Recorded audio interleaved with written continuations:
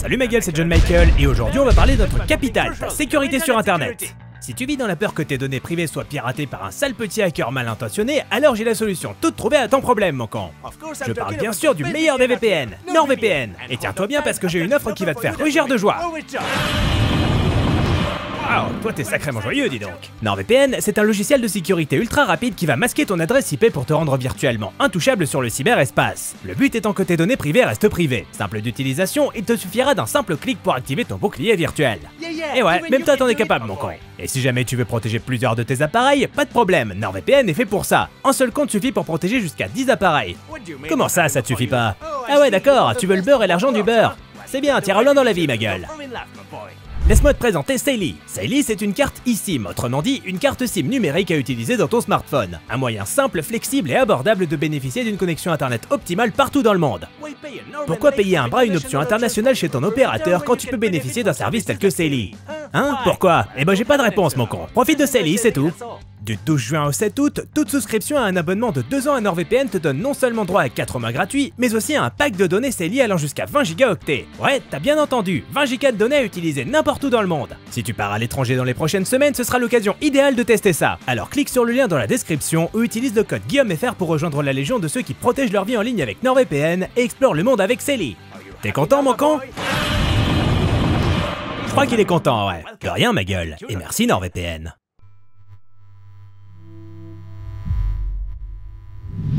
Salut à tous, ça y est, je me lance dans les chroniques vidéo et pour commencer ces chroniques, j'ai naturellement... Il est pas trop mignon sans déconner.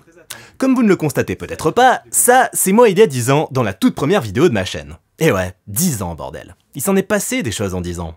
Les abonnés ont afflué, la barbe est apparue, les cheveux ont fait leur adieu. Enfin bref, pour marquer le coup, je me suis dit que ce serait sympa de revenir sur le tout premier film que j'ai chroniqué ici, à savoir le Godzilla de Gareth Edwards. C'est parti! En 1954, le monde découvre une créature gigantesque et terrifiante semant la mort et le chaos sur son passage. Godzilla. Enfin, à l'origine, c'est plutôt Gojira, fusion de gorilla, le gorille, et Kujira, qui signifie baleine en japonais. Produit par les studios japonais Toho et mis en scène par Eiichiro Honda, Godzilla laisse une empreinte durable sur un Japon de l'après-guerre encore traumatisé par les bombardements d'Hiroshima et Nagasaki. Car Godzilla n'est pas qu'un simple monstre géant qui casse des maquettes. Il incarne une puissance inébranlable qui transforme les villes en gigantesques brasiers et laisse dans son sillage des radiations. Une puissance faisant bien évidemment référence aux bombardements tragiques survenus 9 ans plus tôt, mais symbolisant également la réponse de la nature face aux essais nucléaires perpétrés par l'homme. Car ce sont bien ces derniers qui réveillent Godzilla. Le monstre géant fait ainsi figure d'avertissement, de message d'alerte. Les bombes nucléaires, c'est pas foufou, hein. Suite à ce premier film qui lança le genre du kaiju Eiga, des films avec des gros monstres qui détruisent des maquettes. Godzilla devient la star de sa propre franchise, comptant près d'une quarantaine de films à l'heure actuelle, et dans lesquels il se met souvent sur la gueule avec d'autres kaiju. Citant notamment King Kong contre Godzilla, Mothra contre Godzilla, Godzilla vs King Ghidorah, Godzilla vs Space Godzilla, Godzilla vs Destroya, sans oublier les fameux Godzilla vs Pikachu et Godzilla vs les Minicums. Mon préféré. Dans les années 90, Hollywood se dit qu'un petit remake maison serait plutôt bienvenu, et c'est ainsi que les studios TriStar acquièrent les droits du kaiju auprès de la Toho en 1992. Le réalisateur néerlandais Jan de Bont se trouve alors attaché au projet qu'il développe avec passion avec les scénaristes Ted Elliott et Terry Rossio, futurs auteurs sur la saga Pirates des Caraïbes. Bref, le scénar est écrit, des storyboards sont dessinés, des miniatures sont conçues, des sculptures sont sculptées, mais comme on le sait, à Hollywood, c'est jamais facile. Ou très, mais alors très rarement. De nombreux points de discorde ont lieu entre le réalisateur et le studio, Sony estimant en effet que la vision de De Bont était beaucoup trop proche de la version japonaise pour plaire au public américain. Il ne voulait pas de ça, il voulait d'un Godzilla américanisé. Mais pour De Bont, qui était un fan absolu du kaiju et qui avait obtenu la confiance de la Toho pour ne pas trahir leur héritage, il n'en était pas question. Sony se met donc à chercher la bonne raison de mettre fin au projet et finit par évoquer le budget, estimé à 160 millions de dollars. Le studio fait alors savoir à l'équipe qu'il ne déboursera pas plus de 100 millions. Le scénario est alors réécrit pour arriver à un budget plus raisonnable, mais ça ne suffit pas. Sony demandant toujours plus de réécriture pour faire toujours plus d'économies. Ne parvenant pas à trouver un terrain d'entente, Jan de Bont finit donc par quitter le navire, et c'est ainsi que le scénario, dans lequel Godzilla devait faire face à une toute nouvelle créature appelée le Griffon, fut abandonné. Ainsi, c'est le réalisateur Roland Emmerich qui reprit le flambeau et qui fut totalement partant pour américaniser la créature, n'étant absolument pas fan du kaiju original. Le film sortit donc en 98 et ne fonctionna pas aussi bien que prévu au box-office, stoppant net les plans de trilogie concoctés par Sony. Du côté des fans du kaiju original, la pilule fut difficile à avaler, considérant cette variante comme une trahison, rien de plus qu'un lointain cousin par alliance du véritable Godzilla. Et si la Toho avait mis son aval sur l'approche d'Emmerich, elle ne manquera pourtant pas une occasion de tacler son kaiju, renommé Zilla, notamment dans Godzilla Final Wars où il se fait méchamment défoncer par le vrai Godzilla, ainsi que dans Godzilla, Mothra and King Ghidorah Giant Monsters The Loud Attack, où les personnages remettent carrément en question son lien avec Godzilla. ゴジラだったんだろう。アメリカじゃゴジラと名付けた。日本の学者は認めてない。 Bref, tout ça pour dire qu'entre Godzilla et Hollywood, c'est un petit peu je t'aime moi non plus. Ce qui nous amène donc au véritable chapitre 1 de notre histoire, qui démarre en mars 2004, alors que la Toho annonce que son kaiju fétiche va prendre un repos bien mérité suite à la sortie de Godzilla Final Wars. Il faut dire que le Godzilla Final Wars s'est un peu planté au box-office, trahissant une inévitable lassitude de la part d'un public qui bouffait du Godzilla presque tous les ans depuis le début des années 90. C'était donc décidé, Godzilla allait faire une pause. Et puis en août 2004, ils se disent que les pauses c'est un peu surfait, et le réalisateur Yoshimitsu Banno annonce qu'il planche sur un court-métrage Godzilla 3D spécialement conçu pour les salles IMAX. En 2005, un deal est conclu entre la Toho, représenté par Yoshimitsu Banno et le producteur Kenji Okuhira, et l'américain Brian Rogers, spécialiste en production 3D, pour produire le court-métrage en question. Sauf que ça s'embourbe au niveau du scénario. Ils ne savent pas trop où aller, et le format du court-métrage finit par devenir trop contraignant. À l'automne 2007, alors qu'il se murmure que la 3D est sur le point d'investir les salles de cinéma du monde entier, l'équipe décide donc de renégocier le deal avec la Toho pour en faire un long métrage. Mais les négociations s'enlisent, et ce n'est qu'en 2009 que le marché est conclu et que le projet atterrit chez Legendary Pictures. Et les têtes pensantes de Legendary, à savoir Thomas Tull et John Jashny, sont motivés et enthousiastes à l'idée de développer une nouvelle version américaine de Godzilla. Une version adaptée au public moderne et respectueuse de son héritage sans y être totalement soumise. Ce qu'ils veulent, c'est traiter cette nouvelle version de Godzilla de la même façon qu'ils ont traité Batman dans les films de Christopher Nolan. Il faut réintroduire ce personnage connu de tous en repartant de zéro et en offrant de l'inédit. Mais pour ça, il faut un bon réalisateur aux commandes. Gareth Edwards est un réalisateur britannique passionné de cinéma depuis sa plus tendre enfance, alors qu'il enchaînait les visionnages de la Guerre des Étoiles sur son magnétoscope Betamax. La saga de George Lucas a laissé une marque indélébile sur l'imaginaire du jeune Gareth, qui rêvait de devenir un membre de l'Alliance Rebelle lorsqu'il serait grand. Enfin ça, c'était avant de comprendre pleinement le concept de fiction cinématographique. Une fois qu'il a dépassé ce stade, il a décidé qu'il ferait des films. Diplômé en études audiovisuelles par le North Warwickshire College of Technology and Art, puis en cinéma et vidéo par le Surrey Institute of Art and Design en 96, il enchaîne avec la University for the Creative Arts de Canterbury, où il obtient cette fois un master honorifique des arts. Tous ses diplômes en poche, il met le pied à l'étrier en tant que concepteur d'effets visuels sur diverses séries britanniques, tout en réalisant des courts-métrages sur son temps libre. Ainsi, en 2008, il sort vainqueur du concours 48 Hour Film Challenge grâce au court-métrage Factor et Formed qu'il réalise en seulement 2 jours. D'où le 48 Hour. Bien fichu, hein? Mais Gareth, il veut faire plus que des courts-métrages et des effets visuels. Il veut plonger dans le grand bain en signant son propre long-métrage hollywoodien, son Star Wars. Un rêve qu'il réalisera en 2016 avec Star Wars Rogue One. Mais recentrons-nous un peu. Avant de mettre en scène son Star Wars, il doit faire ses preuves. Et c'est ainsi qu'il se lance dans le projet Monsters, un film. Son film, sur lequel il officiera en tant que scénariste, réalisateur, cadreur, directeur de la photographie, directeur artistique et superviseur/concepteur des effets visuels. La légende raconte qu'il préparait aussi les sandwichs. Avec son équipe constituée de seulement 6 personnes en comptant ses 2 acteurs principaux, il mit en boîte ce film de monstre pas comme les autres en une trentaine de jours et pour seulement 500 000 $. Tourné entre le Mexique, le Belize, le Guatemala, le Costa Rica et le Texas, le film fut en grande partie improvisé, le réalisateur tenant à obtenir un rendu naturaliste proche d'un documentaire. Et les 220 plans d'effets visuels, comprenant notamment de grandes créatures extraterrestres, furent conçus en 5 mois par Edwards lui-même sur son ordinateur personnel. En gros, le mec a quasiment conçu le film à lui tout seul. À sa première nationale le 13 mars 2010 au festival South by Southwest, le film attire les regards et impressionne. Mike Simpson, agent artistique présent dans la salle, propose alors ses services à Edwards, qui y voit l'opportunité dont il rêvait pour conquérir Hollywood. Résultat, le réalisateur enchaîne les meetings avec de nombreux studios qui lui proposent de nombreux projets. Parmi ces studios, Legendary Pictures, où Thomas Tull a un coup de foudre pour le réalisateur et garde son nom en tête pour un éventuel projet à venir. Je me demande ce que ça va être. 6 mois plus tard, Tull le recontacte et lui demande s'il serait intéressé à l'idée de travailler sur une très grosse franchise. La réponse d'Edwards, tout dépend de la franchise en question. Quelques jours plus tard, ses agents américains et anglais l'inondent de mails lui demandant de les rappeler le plus rapidement possible. Ce qu'il fait. Ouais, Gareth, c'est quelqu'un d'assez fiable. Là, on lui pose une question simple. Est-ce que tu aimes Godzilla? Évidemment, je suis en train de le regarder en ce moment même, répond Edwards alors qu'il fixe le DVD du film original posé sur l'étagère en face de lui. C'est ainsi qu'il apprend que Legendary le voudrait pour mettre en scène la nouvelle version américaine de Godzilla. Et après plusieurs meetings, Edwards accepte de prendre en charge ce projet aux ambitions énormes qui n'aurait strictement rien à voir avec le petit film réalisé pour 3 fois rien qu'il venait de signer. Non. Ici, il serait plongé dans le grand bain de la machinerie hollywoodienne, avec un gros budget, une grosse équipe et sur une grosse franchise basée sur le monstre de cinéma le plus populaire au monde. Pas de pression. Mais Edwards est british. La pression, il la boit. Elle le bouffe pas. En débarquant sur ce Godzilla nouvelle génération, il constate qu'un scénario est déjà en cours d'écriture. Le tout premier jet fut rédigé par David Callahan, embauché en 2010 et pour lequel il fit de nombreuses recherches, lisant notamment un manuel de 600 pages distribué aux zones municipales, villes, comtés et États sur la préparation aux catastrophes naturelles, car c'est de cette façon qu'il souhaitait traiter Godzilla. En juillet 2011, c'est David S. Goyer qui fait son entrée, mais pour seulement 3 semaines et en qualité de script doctor. Autrement dit, pas de grosse réécriture au programme, juste un petit coup de polish pour améliorer le tout. C'est ensuite Max Borenstein qui débarque pour reprendre en main l'écriture, un scénariste prometteur qui avait auparavant travaillé pour Legendary sur un biopic non produit sur Jimi Hendrix. À son arrivée à l'automne 2011, Edwards et lui collaborent de façon très rapprochée pour élaborer le scénario à travers de longues sessions Skype durant parfois jusqu'à 10 heures. Et un événement tout récent va grandement les influencer. L'accident de la centrale nucléaire de Fukushima suite au tsunami ayant eu lieu en mars 2011. Ils décident en effet de s'inspirer de cette catastrophe pour constituer la prémisse de leur scénario. Mais ils se demandent s'il est bien judicieux de situer le prologue au Japon comme il l'avait initialement prévu. Est-ce que ce serait pas remuer le couteau dans la plaie? Ils réfléchissent à une alternative, envisageant la Corée ou les USA, mais ils finissent par revenir à leur idée originale, beaucoup plus actuelle et donc plus impactante. Car Edwards tenait à ce que son film soit le plus viscéral possible et prenne place dans un contexte réaliste. Et faire référence à des événements ayant marqué l'actualité était selon lui la meilleure manière de faire frissonner le public. Il pense ainsi à Fukushima, mais aussi aux attentats du 11 septembre 2001 et au tsunami de 2004 dans l'océan Indien. Mais le réalisme devrait aussi découler des personnages. Ces derniers devraient être authentiques et non pas super-héroïques. Il veut qu'un groupe de gens normaux se retrouve embarqués dans une histoire à la portée extraordinaire. L'influence principale étant les films de Spielberg comme Les Dents de la Mer ou Rencontre du troisième type. Oui, parce qu'on en revient toujours à la base finalement. Contrairement à la version de Roland Emmerich, Godzilla ne se contenterait pas d'affronter les forces militaires américaines. Fidèle à l'esprit du Kaiju Eiga, Godzilla serait confronté à d'autres monstres géants, les Muto. Massive Unidentified Terrestrial Organism. Ou organisme terrestre massif non identifié.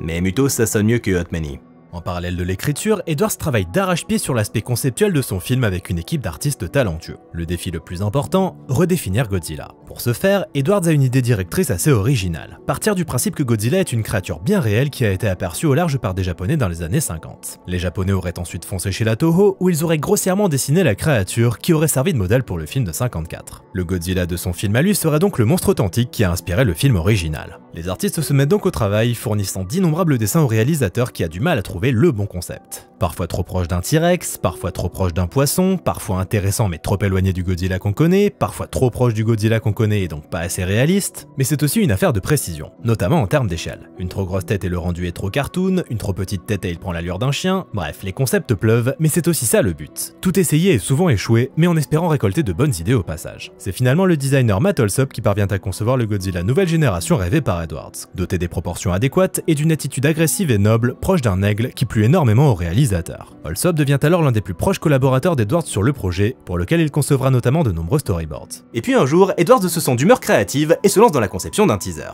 Cette inspiration soudaine découla d'une photo d'un glissement de terrain face à laquelle il imagina Godzilla émerger des débris. Il pense également à la fameuse intervention télévisuelle de Robert Oppenheimer qui figurait dans un documentaire dédié à Hiroshima sur lequel il avait travaillé pour la BBC.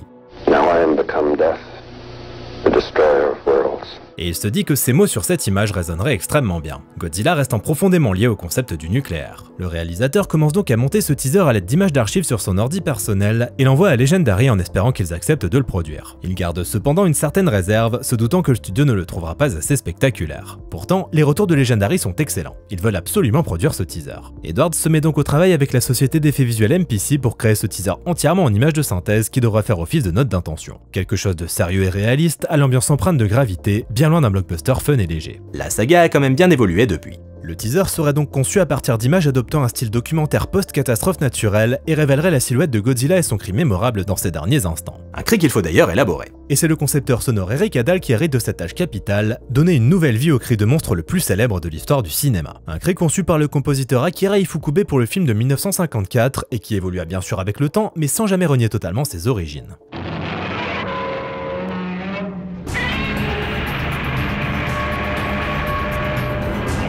Adal doit donc lui aussi honorer cet héritage, mais en utilisant toutes les ressources à sa disposition pour le moderniser et en faire la version ultime. Un travail de longue haleine pour lequel il utilisera notamment des cris d'oiseaux et des sons métalliques et qu'il continuera d'affiner tout au long de la production. Pendant ce temps, MPC travaille sur le teaser en proche collaboration avec Edwards, mais pas à temps plein. Plutôt sur son temps libre, ce qui prend donc plusieurs mois de travail. Au final, le projet ayant demandé tellement de temps et d'investissement et Legendary trouvant le résultat tellement impressionnant qu'il est décidé de le projeter au public du Comic-Con en juillet 2012 lors du panel Warner Bros.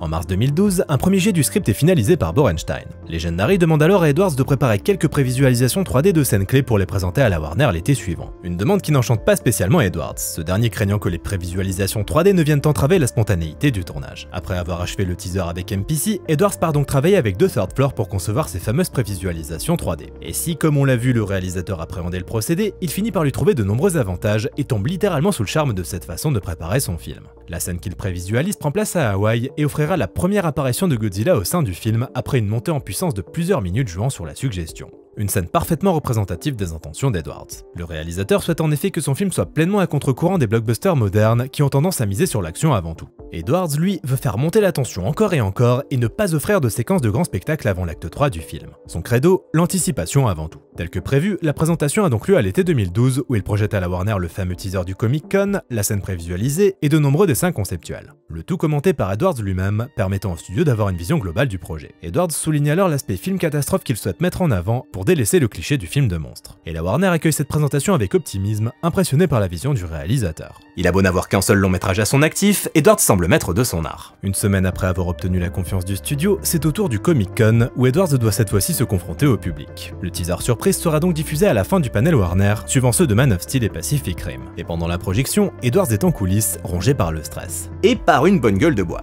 Forcément, c'est le lendemain de sa soirée d'anniv. Le réalisateur se demande comment le public va accueillir ce teaser. Et soudain, des cris se mettent à résonner dans l'immense salle de projection.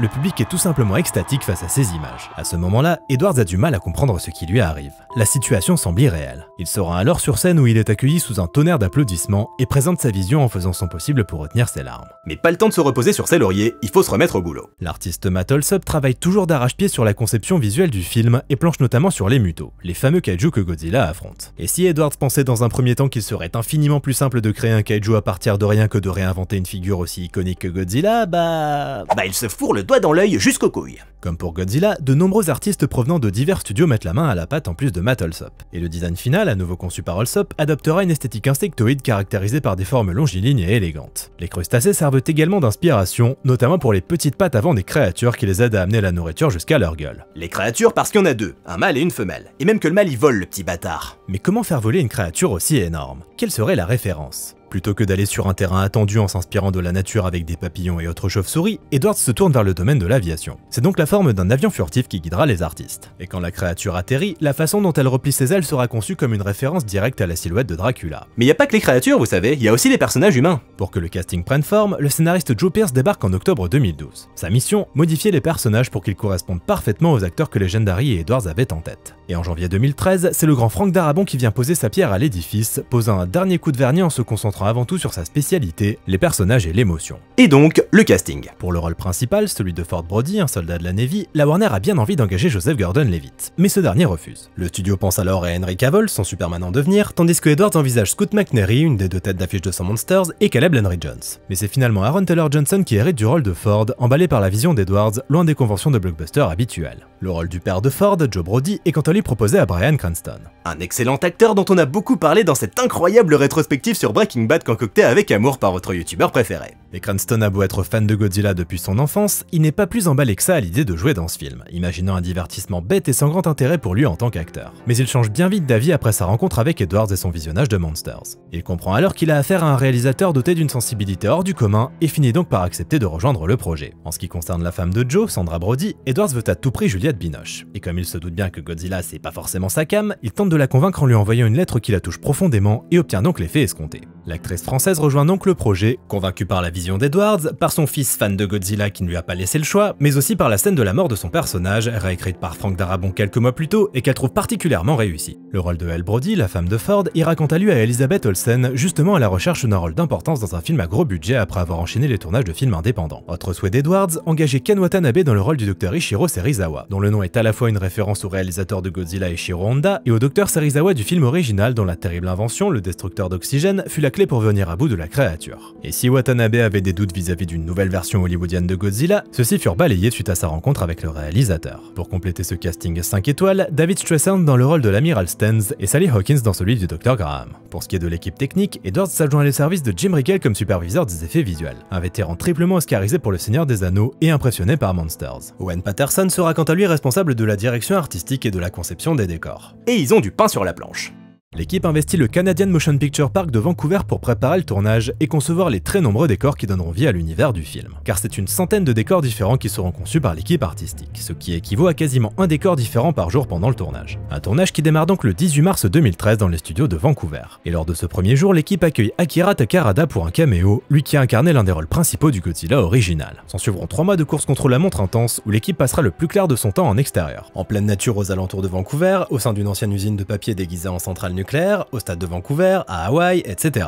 Ouais, ils ont pas vraiment le temps de s'ennuyer. Ils investissent également des porte-avions de la Navy, raison pour laquelle ils durent se rapprocher du Pentagone, histoire d'obtenir son aval. Et les autorités militaires appréciant la façon dont le film dépeint l'armée, jugée très authentique, ils obtinrent sans mal les autorisations et la collaboration totale des forces armées américaines. James Dever, ancien marine désormais consultant militaire, sera d'ailleurs présent sur le plateau pour fournir des conseils, aidant notamment Aaron Taylor Johnson à offrir une performance authentique en travaillant sur sa posture, sa façon de tenir son arme, etc. Et entre les prises, l'acteur fait des sprints pour être aussi épuisé que son personnage. Sur le tournage, Edwards est d'abord intimidé par son casting. Il se demande même s'il est en droit de diriger ces acteurs chevronnés et brillants. Mais il se détend rapidement et finit par énormément apprécier cette collaboration. Bryan Cranston faisant comme à son habitude de son mieux pour que l'ambiance soit aussi légère que possible sur le plateau. Et pour la petite anecdote, l'acteur doit porter une perruque, car quand il débarque sur le plateau, il vient tout juste de terminer le tournage de Breaking Bad. Malgré son manque d'expérience, sur le plateau, Gareth Edwards semble calme et en pleine maîtrise de ses talents, impressionnant l'équipe technique et les acteurs. Et malgré une préparation millimétrée, le réalisateur reste ouvert à l'improvisation. Et ce qui l'aide à adopter une telle flexibilité, c'est sa grande connaissance des effets visuels. De fait, il sait exactement ce qu'il est possible d'accomplir, lui permettant de faire preuve d'une audace parfois délaissée par d'autres réalisateurs, plus à l'aise à l'idée de suivre un plan parfaitement établi et sûr. Ainsi, sur le tournage de Godzilla, peu de fonds verts sont utilisés, justement pour ne pas limiter son approche de la mise en scène. L'équipe des effets visuels devra donc faire appel à la rotoscopie pour retravailler les plans à la main. Une technique plus fastidieuse, mais au résultat plus en accord avec l'approche naturaliste recherchée par Edwards. Une approche confirmée par l'utilisation privilégiée de caméras à l'épaule. Et si certains plans reprennent parfaitement les prévisualisations 3D conçues quelques mois plus tôt, d'autres sont totalement improvisés et filmés comme un documentaire. Une approche qui plut énormément au directeur photo Seamus McGarvey, qui n'avait pas forcément l'habitude de travailler comme ça sur un énorme blockbuster hollywoodien à 160 millions de dollars. Pour ce directeur photo chevronné, Godzilla est étonnamment le film des premières fois. Jamais McGarvey n'avait tourné un film aussi sombre, ni utilisé autant de fumée sur un tournage. Mais il comprend vite la logique derrière tout ça. Cette approche est parfaitement en accord avec la volonté d'Edwards d'en montrer le moins possible. Mission accomplie. Pour ce qui est de la direction artistique, le chef décorateur Owen Patterson et son équipe doivent faire en sorte que les décors reflètent le chaos post-kaiju. Il s'agit donc de semer des débris de béton un peu partout et toutes sortes d'objets qui auraient pu s'écraser sur le sol depuis des immeubles effondrés. L'équipe des effets spéciaux se charge quant à elle d'intégrer du feu, de la poussière et de la fumée. Bref, le moindre détail est soigné et au sein de décors parfois gigantesques, celui des rues de San Francisco consistant en 3 plateaux de 60 mètres chacun, reliés entre eux par 2 intersections. Beaucoup de boulot donc, sans compter qu'il faut aussi s'assurer que ce soit sur point de vue sécurité, histoire que des piles de débris ne s'effondrent pas sur la tronche des acteurs. L'une des séquences les plus spectaculaires du film implique un groupe de soldats en pleine chute opérationnelle au-dessus de San Francisco, où les kaijus se mettent méchamment sur la gueule. Et c'est pendant la pré-production que Edwards eut une vision de cette séquence. Alors qu'il se baladait dans Los Angeles en écoutant sa playlist de bandes originales de films, le Requiem for Soprano de George Ligeti, utilisé dans 2001 l'Odyssée de l'espace, commença à résonner dans ses oreilles. Et il se dit qu'il faudrait absolument l'utiliser pour son film, ce qui fut le cas sur le fameux teaser du Comic-Con. Mais ça ne s'arrêterait pas là. Alors que la musique continuait de résonner, Edwards se mit à fixer le ciel nocturne, laissant son imagination dessiner des silhouettes lointaines chutant au-dessus de la ville, accompagnées d'une fumée rouge. Il imagine donc ce morceau rythmer une séquence cauchemardesque de chute opérationnelle, symbolisant un groupe d'anges rejoignant les enfers. Pour se préparer au tournage, la production fait appel à de vrais soldats des forces spéciales qui sautent depuis un C-130 avec une caméra embarquée, permettant ainsi de comprendre le fonctionnement d'une telle opération. Et le jour J, ils obtiennent l'arrière d'un C-17 et les cascadeurs sautent sur des tapis. Le reste sera conçu en imagerie numérique. Tout comme les kaiju. Ouais, ils ont pas réussi à trouver le vrai Godzilla. Et si Edwards se laisse parfois aller à l'improvisation, dans d'autres circonstances, c'est la précision qui l'emporte, notamment en ce qui concerne le regard des acteurs. Ils doivent en effet respecter les proportions des kaiju et regarder au bon endroit lors des scènes où ils interagissent avec les créatures. Et pour aider au mieux ces derniers à se sentir immergés dans l'action, Edwards se sert des prévisualisations 3D dont il diffuse la bande sonore sur le plateau, permettant aux acteurs de réagir de façon réaliste face aux impressionnants grondements des kaiju. Le 17 juillet 2013, après 3 semaines de prise de vue à Hawaï, le clap de fin résonne finalement à Waikiki, après avoir mis en boîte des scènes de panique avec 200 figurants. Il restait alors moins d'1 an de post-production pour finaliser le film. Naturellement, la majeure partie du travail allait être accomplie par les diverses équipes d'effets visuels à l'œuvre. Et c'est le français Guillaume Rocheron qui supervisera les principales séquences mettant en scène Godzilla face aux Muto pour la société MPC. C'est en effet MPC qui sera en charge des plans principaux du kaiju, prenant essentiellement place dans l'acte 3 du film comme voulu par Edwards. Double Negative se chargeant de ceux des 2 premiers actes, où la créature n'est qu'entraperçue. Pour autant, Double Negative utilisera le modèle 3D complet fourni par MPC. Un modèle extrêmement détaillé, constitué de pas moins de 500 000 polygones et qui demanda un travail de titan de la part des équipes impliquées. Car une fois que le design de Matt Alsop fut validé, il fallut en tout 8 mois pour concevoir le modèle 3D après une étude approfondie de son anatomie. Il fallait en effet faire en sorte que la créature soit plausible d'un point de vue biologique. Il eut donc un gros travail de recherche pour concevoir son squelette, sa masse musculaire et ses crêtes dorsales. Concernant la peau du kaiju, c'est l'alligator qui servit de modèle. Mais Edwards envisagea également une texture similaire à de la lave séchée, sombre serait pleine d'aspérité. Les crêtes dorsales prendraient quant à elles comme référence des coquilles d'huîtres et les dents seraient inspirées de celles d'un tyrannosaure. Et concernant sa façon de se mouvoir, il fallait trouver un juste équilibre entre l'aspect homme dans un costume inhérent au personnage et l'aspect purement dinosaurien qui est certes plus réaliste, mais s'éloigne par conséquent de ce qui constitue l'essence même du personnage. Tout est question d'équilibre entre réalisme et fidélité. Et pour donner vie à Godzilla et aux Muto, des sessions de performance capture sont organisées au sein de l'Imaginarium, le studio d'Andy Serkis qui fera même office de consultant. C'est l'acteur TJ Storm qui incarnera Godzilla, fournissant des mouvements lents et amples adaptés à la morphologie d'une créature de 80 000 tonnes et 110 mètres de haut. Ceci dit, les 110 mètres ne seront pas forcément respectés à la lettre, l'équipe modifiant la taille du kaiju selon les plans pour obtenir le rendu visuel le plus saisissant. Savez-vous comment les concepteurs sonores ont travaillé sur l'ambiance du bus sur le Golden Gate? Ce qu'il faut savoir, c'est qu'à l'origine, les cris poussés par les enfants sur le plateau n'étaient pas assez convaincants au goût de l'équipe. Ouais, face à un écran vert, c'est pas toujours facile d'obtenir des interprétations authentiques. Ainsi, pour corriger ça et obtenir les cris d'enfants les plus réalistes possibles, Gareth Edwards proposa à l'équipe de s'inspirer d'une phase bien spécifique de The Alien Experience, une sorte d'expérience immersive inspirée de la saga Alien qu'il avait visitée à Londres. L'idée étant d'inviter des enfants au sein d'un bus, puis d'éteindre toutes les lumières et de faire entrer un acteur déguisé en monstre, le tout accompagné d'une lumière stroboscopique. Il suffira alors simplement d'enregistrer les cris apeurés des enfants. Et éventuellement prendre en charge les victimes de crises d'épilepsie.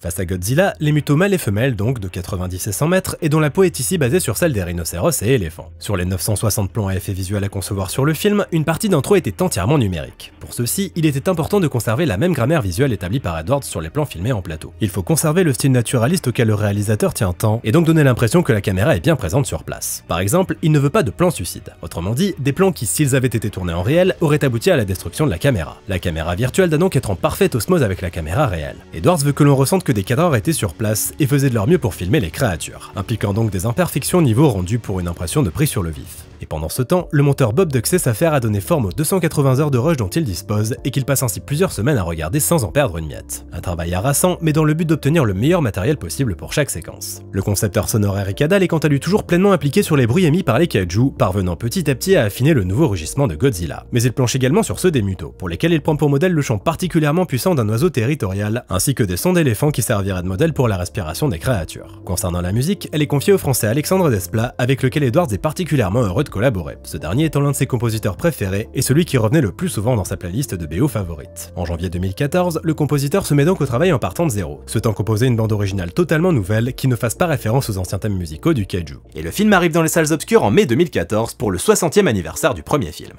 Après des décennies de relations tendues avec Hollywood, comment cette nouvelle version de Godzilla allait donc être accueillie? Eh ben plutôt bien. Avec 93 millions de dollars récoltés aux USA lors de son premier week-end, Godzilla termina sa course avec un total de 528 millions de dollars récoltés à travers le monde, résultant en un profit net de 92 millions de dollars pour Legendary et la Warner. Les critiques accueillirent quant à elles le film de façon globalement positive, malgré quelques partis pris qui générèrent une certaine frustration côté public. Voyons ça d'un peu plus près. Godzilla démarre en 1999 alors que la centrale nucléaire de Janjira près de Tokyo est touchée par une terrible catastrophe. Une catastrophe causée par un séisme selon les sources officielles. Mais Joseph Brody, qui travaillait dans la centrale où sa femme a perdu la vie, croit dur comme fer que la vérité vraie véridique a en réalité été dissimulée. 15 ans plus tard, Joe retourne sur les lieux du drame avec son fils Ford et les deux hommes voient l'incroyable vérité éclater au grand jour. Les monstres existent et ils ont un roi. Godzilla. À l'époque de sa sortie, j'avais été globalement déçu par ce Godzilla. Qu'en est-il 10 ans plus tard? La principale grande force de ce Godzilla made in USA, c'est bien évidemment la patte de son metteur en scène. Il est assez bluffant de constater que, malgré une différence d'échelle impressionnante en termes de production, Gareth Edwards est parvenu à infuser sa sensibilité dans chaque image du métrage. Godzilla n'est pas un blockbuster lambda, c'est le film du réalisateur de Monsters. Sauf que si Monsters était bien évidemment limité par son faible budget, ici cette problématique ne se pose pas, permettant à Edwards de donner corps à toutes ses idées et de proposer un spectacle comme on en voit peu. Mais un spectacle dans la retenue. Parce que oui, ce qui caractérise ce Godzilla et la mise en scène d'Edwards, c'est sa gestion de l'anticipation. C'est un slow burn ce film. Son réalisateur le voulait comme ça. Pas question de mettre en image une orgie de monstres. Déjà parce que ça serait dégueulasse, et aussi parce qu'enchaîner les combats pendant 2 heures entraînerait une inévitable lassitude. Edwards est donc resté fidèle à ses intentions initiales. Les combats entre monstres seraient présents, mais ils se mériteraient. Et c'est ce point précis qui fut la source des principaux reproches que le public a pu lui faire à sa sortie. Parce que ouais, il y a un petit côté où est Charlie dans ce film. Sauf qu'ici, Charlie, c'est un kaiju de 110 mètres. A priori, c'est plutôt difficile de le louper, le bonhomme. Mais le fait est que certes, Godzilla se fait attendre, le kaiju n'apparaissant véritablement qu'au bout d'1 heure de film. Et cerise sur le gâteau, il ne dispose que d'un peu moins de 10 minutes de temps de présence à l'écran en tout et pour tout, ce qui équivaut à 8% du film. Donc oui, ça peut paraître minimaliste dit comme ça, même si c'est seulement 3 minutes de moins que dans le Godzilla d'Emmerich, qui a pourtant la réputation d'être bien plus généreux en termes de grand spectacle. Enfin, toujours est-il que le public en attendait plus. C'est pourtant une des grandes qualités du film, sa façon de jouer principalement sur la suggestion pour faire monter la pression petit à petit. Godzilla n'apparaît pas toutes les 2 minutes, mais chacune de ses apparitions est mémorable, car Edwards s'implique à fond pour que ces séquences, si rares soient-elles, soient irréprochables. Et c'est bien le cas. La séquence à Hawaï, qui marque la première apparition de Godzilla, est un modèle du genre. D'un point de vue purement formel donc, Edwards fait des miracles, et chaque apparition d'un kaiju à l'écran, que ce soit Godzilla ou les Mutos, sera l'occasion d'une scène impressionnante et profondément marquante. Edwards n'est pas là pour verser dans la surenchère, ce qui fait que chaque plan sert un but bien précis. Rien n'est gratuit. Et c'est cette sobriété qui permet au film de donner naissance à des séquences époustouflantes et inoubliables. Sa façon particulièrement efficace de gérer la narration visuelle rappellera d'ailleurs souvent Spielberg, qui fut de toute façon l'une de ses influences assumées sur le projet. Et si le réalisateur semble avoir un talent inné pour le suspense et la narration, il se défend également d'un point de vue purement esthétique. Qu'on se le dise, Godzilla est un film formellement magnifique. Le travail sur l'atmosphère y est remarquable. Les jeux de lumière, les couleurs, les effets de fumée, c'est tout bonnement parfait, nous offrant une fin du monde crépusculaire d'une beauté à couper le souffle. Parmi les scènes marquantes, on peut notamment citer la séquence nocturne où Ford et ses compagnons d'armes escortent le train, riche en images frappantes, mais aussi et surtout la fameuse scène du saut au-dessus de San Francisco. Sans doute le morceau de bravoure ultime du métrage, où la puissance des éléments visuels et sonores culmine en une impressionnante apothéose. Parce que dans Godzilla, il est avant tout affaire de sensations. C'est un film qui joue sur l'immersion, sur un ressenti purement viscéral. Un ressenti qui repose beaucoup sur le travail visuel d'Edwards et de son chef opérateur Seamus McGarvey. Les plans sont principalement filmés à hauteur d'homme et semblent pris sur le vif depuis des emplacements ordinaires, comme si nous observions nous-mêmes ces événements depuis l'intérieur d'une voiture, une terrasse ou un building, offrant ainsi un point de vue réaliste sur ces actions complètement fantaisistes, une esthétique qui va venir renforcer la volonté d'immersion et d'authenticité d'Edwards. Et si l'aspect visuel est capital, il ne faut pas pour autant négliger le travail de l'équipe chargée des effets sonores. Des terrifiants grondements émis par les kaiju aux impulsions électromagnétiques des Mutos en passant par les multiples détails donnant vie aux environnements dans lesquels évoluent les personnages, l'univers sonore du film est tout simplement extraordinaire. Un petit Oscar du meilleur montage sonore aurait d'ailleurs pas été volé selon moi. Mais bon, il a même pas eu de nomination. Du coup c'était chaud. Ce Godzilla est donc avant tout conçu comme une expérience de cinéma immersive et viscérale. Et à ce niveau-là, y a pas à dire, c'est une belle réussite. Mais selon moi, il manque quand même quelque chose. L'impact émotionnel. C'est quelque chose que je lui reprochais déjà il y a 10 ans. Comme quoi l'adage avec les imbéciles qui changent pas d'avis, il veut rien dire en fait. Je trouve ça vraiment dommage, parce qu'au niveau purement émotionnel, le film démarre très bien. La séquence de la mort de Sandra accomplit en effet sa mission avec honneur, s'avérant particulièrement émouvante. Un impact que l'on doit évidemment aux performances parfaites de Juliette Binoche et Bryan Cranston, qui apportent beaucoup d'humanité à leur personnage malgré un temps de présence très limité pour l'actrice française. Le talent. Dans ce prologue, le point de vue qui prime, c'est avant tout celui de Joe. Mais suite au flash forward, c'est Ford, son fils incarné par Aaron Taylor Johnson, qui devient notre point de repère. Et ça fonctionne moins. Ça fonctionne moins parce que malgré toute la bonne volonté d'Aaron Taylor Johnson, son personnage est tout simplement plat et sans grand intérêt. Ceci étant dit, le duo qu'il forme avec son père n'est pas inintéressant. La relation conflictuelle entre les deux hommes constitue un moteur narratif à fort potentiel que l'on aurait apprécié de voir se développer à travers le film. Je parle au conditionnel et vous savez pourquoi. Au bout de 40 minutes, Joe décide en effet de décéder. Le petit saligo. Et le problème, c'est que le personnage le plus intéressant du film, c'était lui. Du coup, c'est un peu dommage. Et c'est dommage parce que, comme on l'a vu, Edwards a pris Spielberg comme modèle. Et particulièrement Les Dents de la Mer, qui est une référence qui revient souvent dans la bouche du réalisateur quand il parle de son Godzilla, que ce soit pour évoquer son parti pris de ne pas trop en faire avec ses kaiju, ou tout simplement son envie de mettre en scène des personnages authentiques. Sauf que sur ce deuxième point, ça ne peut pas fonctionner aussi bien qu'il l'aurait voulu. Parce qu'autant dans Les Dents de la Mer, les personnages sont juste passionnants à suivre, autant ici, c'est pas le cas du tout. Le seul personnage pour lequel on éprouve un attachement réel doublé d'un intérêt pour sa quête, c'est Joe, qui trouve la mort au milieu du métrage. Résultat, cette quête d'émotion tombe à plat. Parce qu'autant on ressentait une empathie certaine pour l'homme que l'on a vu perdre sa femme au début du film, autant c'est pas du tout le cas avec Ford.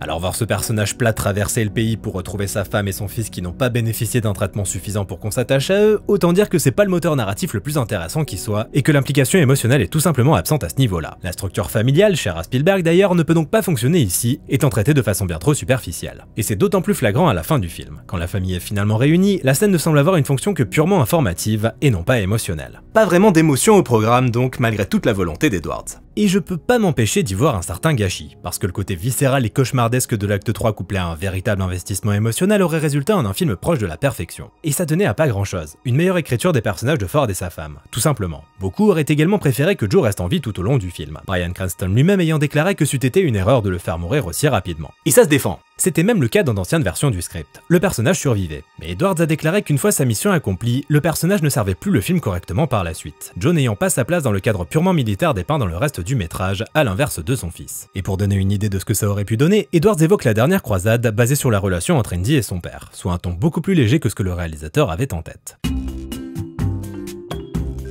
Pourquoi le nom de Ford Brody ? Eh bien parce que pendant l'écriture du script, Edwards imaginait ce personnage comme un jeune Harrison Ford. Vous savez, l'acteur de Expendables 3 ?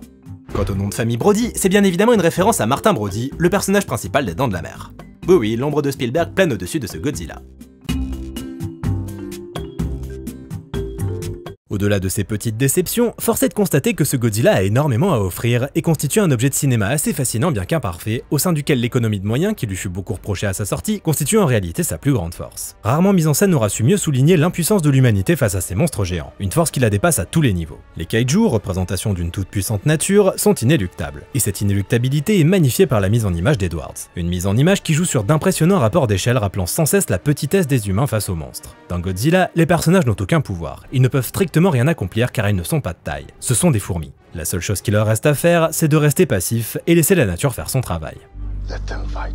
Tout est fait pour rendre les humains minuscules et impuissants au sein du film. À commencer par les mutos eux-mêmes, dont les attaques à base d'impulsions électromagnétiques privent les humains de leur plus grande force, la technologie. Pire, ils deviennent les instigateurs de leur propre débâcle lorsque, après avoir envisagé d'utiliser une charge nucléaire pour détruire les mutos, la bombe en question finit par être dérobée par ces derniers et apportée en plein centre de San Francisco, menaçant donc de rayer la ville de la carte. La mission des humains consistera dès lors non pas à faire, mais à défaire quelque chose, empêcher une explosion nucléaire dont ils ont eux-mêmes activé le compte à rebours. L'ironie de la situation est assez mordante, nous rappelons que nous sommes bien incapables de dompter les forces de la nature et que le mieux que l'on puisse faire parfois, c'est rester en dehors de tout ça. Impossible de terminer cette critique sans parler du design de Godzilla et des mutos, qui sont tout simplement parfaits. Entre tradition et nouveauté, le Godzilla d'Edwards est un magnifique modèle, peut-être l'un des plus réussis de la saga. Quant aux mutos, leur design particulièrement original fonctionne parfaitement, nous offrant des créatures effrayantes et surprenantes qui apportent une réelle plus-value au film. Bref, Godzilla 2014, pas parfait, mais très bon. Ce Godzilla est un blockbuster qui profite énormément de l'apport de son réalisateur, dont la sensibilité atypique constitue une véritable force. Et si toutes ses ambitions ne parviennent malheureusement pas à faire mouche, notamment dans le traitement des personnages mais aussi dans son rapport au monde actuel sur lequel la réflexion aurait pu être plus poussée, le film demeure une expérience cinématographique d'une maîtrise impressionnante en termes d'immersion. Ces quelques séquences spectaculaires surpassant facilement les autres blockbusters hollywoodiens, et ce sans effort apparent. Bien joué Gareth, hâte de voir ton Jurassic Park. Merci à tous d'avoir regardé cette vidéo, j'espère qu'elle vous a plu, n'hésitez pas à commenter, liker, partager, venir me soutenir sur Tipeee si vous vous sentez généreux, vous abonner si c'est pas déjà fait, acheter un superbe t-shirt John Michael Advertising sur la boutique officielle, et je vous dis à bientôt, salut!